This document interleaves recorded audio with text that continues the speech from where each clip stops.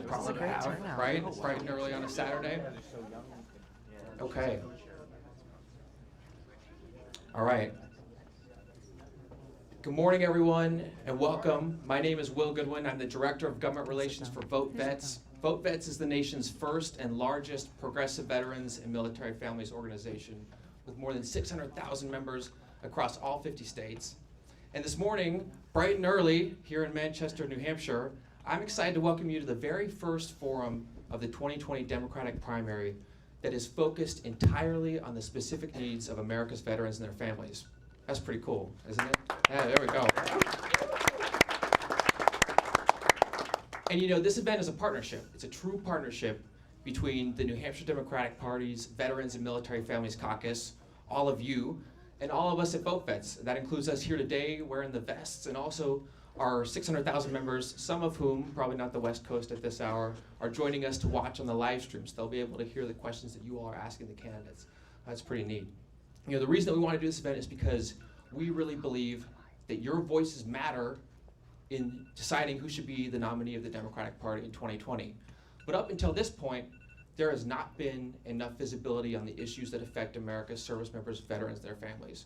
We're going to change that this morning. That's right. Sound good? Yeah. And if there was any doubt about whether these issues needed to be heard, those of you who I've met this morning who have driven from Maine, New York, New Jersey, and all across New Hampshire, where's that?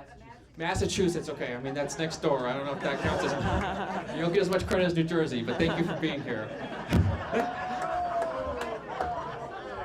But fair to say, America's veterans and military families are ready to have their voices heard in this primary. We agree on that? Awesome. So today we're going to give you as much time as possible to engage directly with leading candidates to be President of the United States. We're going to hear from Congresswoman Tulsi Gabbard, who's joining us this morning. Secretary Julian Castro will be here shortly. Mayor Pete Buttigieg, the Mayor Pete fans, and California Senator Kamala Harris. Outstanding. We've given each candidate 15 minutes to speak to you, and they can divide that time however they choose. And we've also heard from so many of you in the room and a lot of folks across the country wanting to ask questions. So we're going to be calling on folks who have submitted questions in advance to speak with the candidates, and then we'll hear what they have to say. Before we get started, I'd just like to recognize your Congressman, Chris Pappas, who's joining us this morning. Now, as you know, Congressman Pappas serves on the House Veterans Affairs Committee, but he also chairs its Oversight Committee. So he's down in Washington, D.C., leading the fight to rein in the corruption and chaos that Donald Trump has allowed to reign on your Department of Veterans Affairs. It's important work, and thanks to him, you know, we're holding the Trump administration accountable with these Mar-a-Lago dinners and other things that are getting between you and the VA care that you deserve. So let's hear it one more time for Congressman Pappas.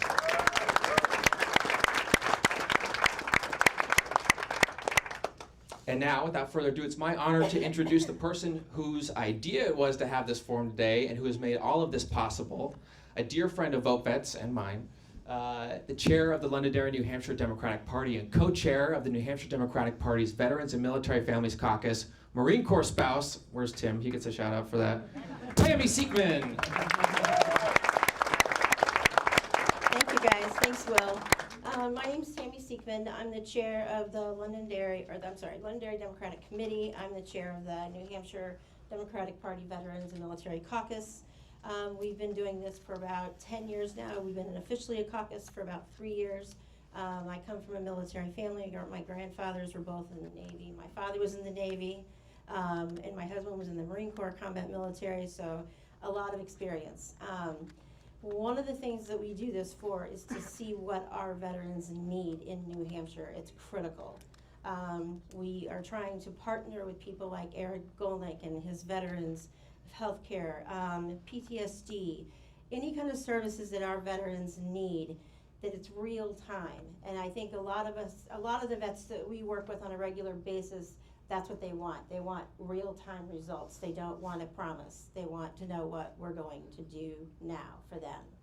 And that's really what I want our vision and our role to be for the NHGP caucus.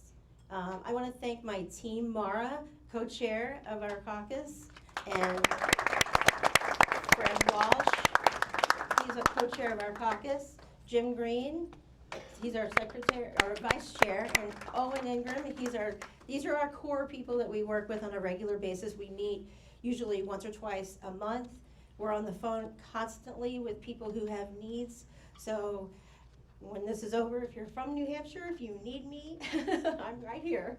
I want to introduce Tulsi Gabbard. She's our first combat veteran to ever run for president. So I am very pleased, and thank you for your service.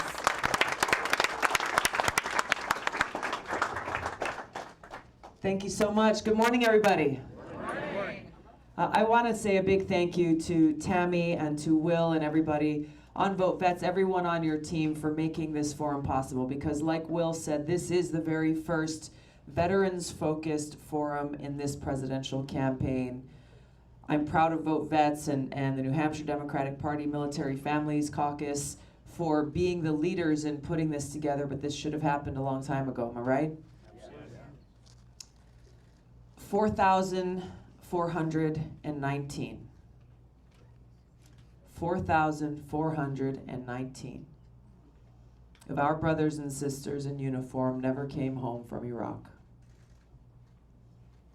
Over 30,000 more came home with both visible and invisible wounds, countless more. 2,524 of our brothers and sisters did not come home from Afghanistan.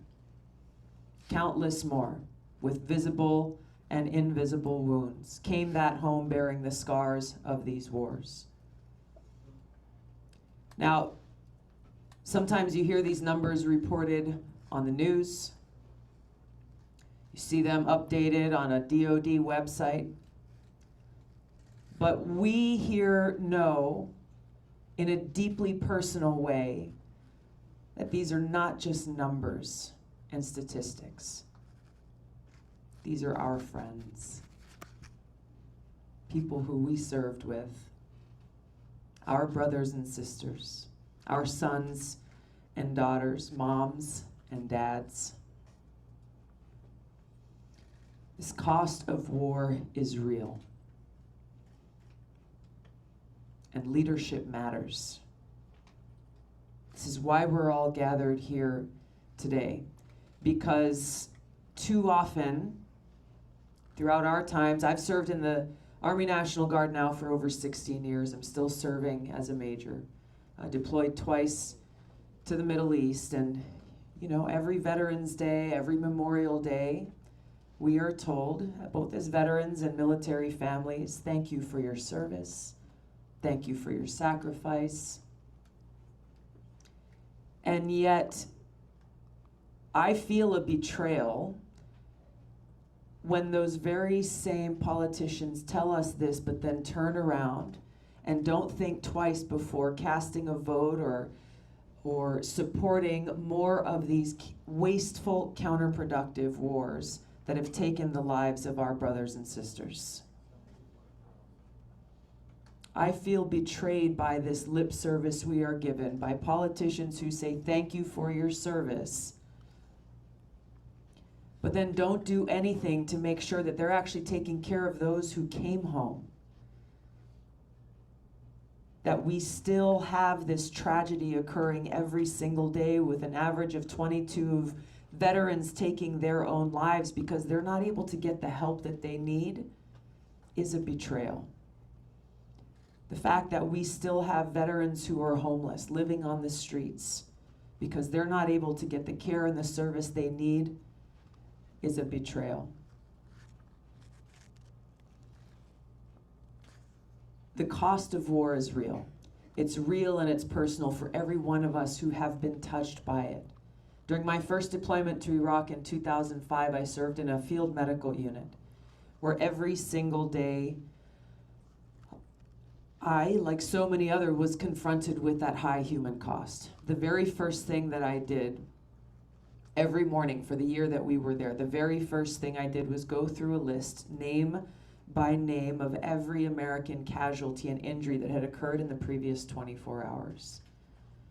And it was heart-wrenching every single day to go through this. And my job was going through, we had a brigade combat team there with close to 3,000 soldiers. And I needed to go through and see if there were any of our soldiers on that list, make sure they were getting the care they needed either in country or to get them evacuated to either Germany or back here at home as quickly as possible. But going through that list name by name, I knew and understood who these people are, who they were, and understood the anxiety and the stress on their families back home.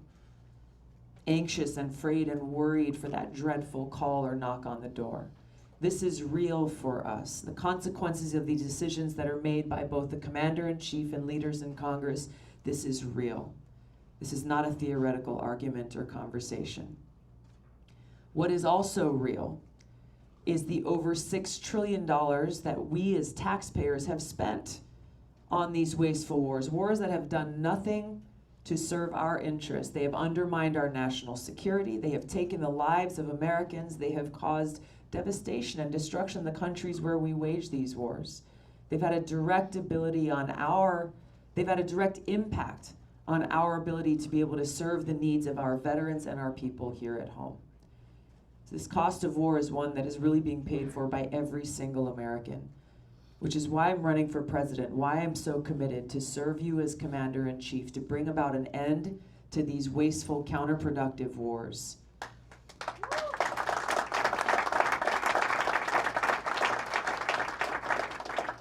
To work to end this new Cold War we're in now with escalating tensions between the United States and other nuclear-armed countries like Russia and China, and the arms race that's going along with it, and to pull us back from the brinksmanship that this president has led us to now, where we are on the brink of a war with Iran.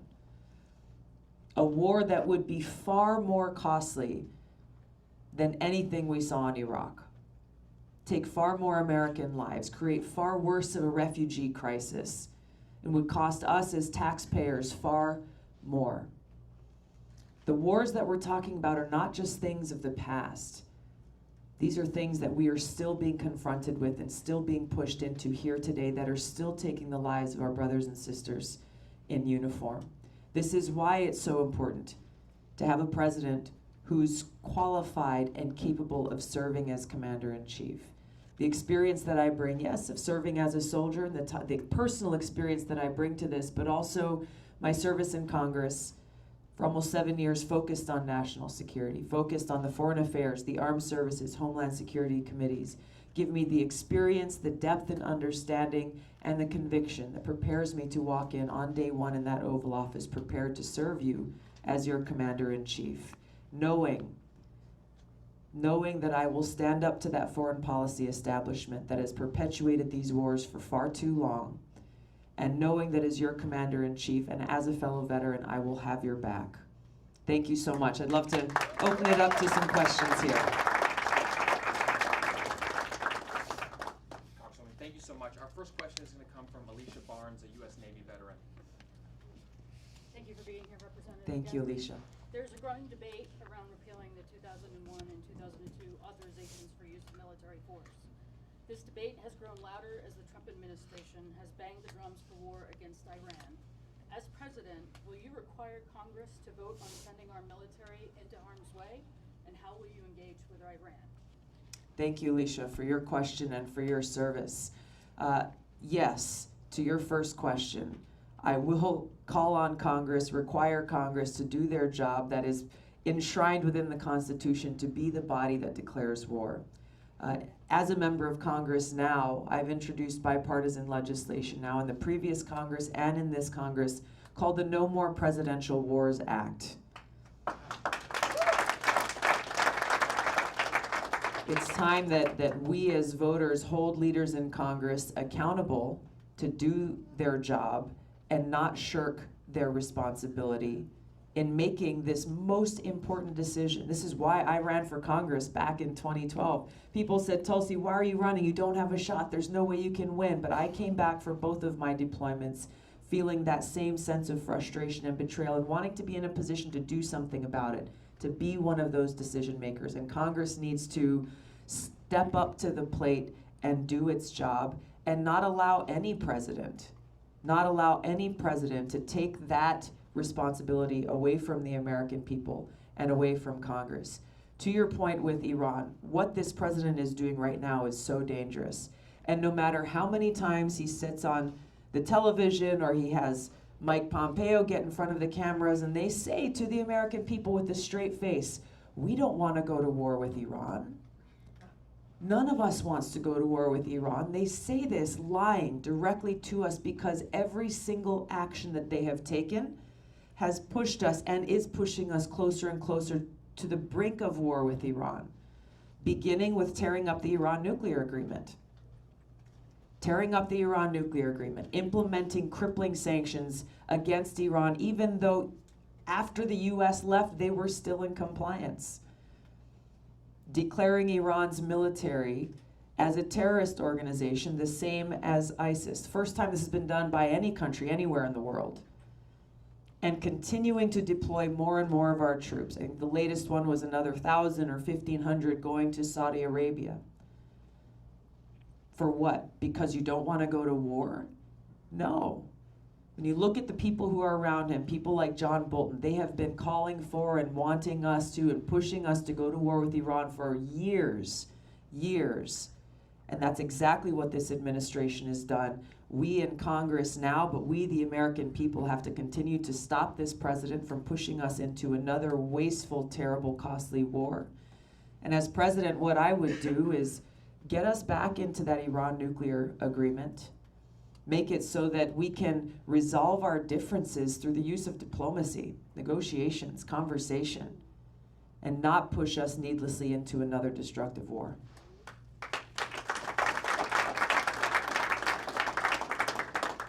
Our next question is from Tom Gonlick, whose husband Eric served in the U.S. Navy. Hi, Congresswoman. Thank you for being here, and thank you for your service. President Trump and his administration have attacked many military families because of who they are. As an LGBT family member, I've been dismayed by the president's attacks on transgender service members and their families, same-sex spouses of federal employees, and most recently, immigrants in the military. As Commander-in-Chief, what would you do on day one to reverse the president's attacks on LGBT family members in military and other minority military families? Thanks. Thank you. Thank you for being here and for your and your family's service and sacrifice. On day one, I would reverse Trump's attacks on our service members and family members, getting rid of the trans ban and making sure that we, as leaders in this country, are honoring and respecting the great service and sacrifice of every one of our service members, no matter where they come from, the color of their skin, who they love, their background, none of that. Less than 1% of the people in our country make that decision to put their lives on the line, ready to sacrifice everything in service of and to protect and defend our country. It is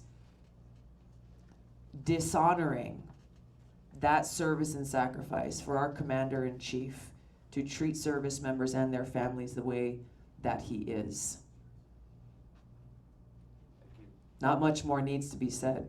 I can say as a fellow that I've served with LGBT Americans, I've served with immigrant Americans, people of all different races, religions, political ideologies, and what continues to inspire me as we face an increasingly divided country was that unity that we have, those of us who wear the uniform, that we represent this beautifully diverse fabric that is America.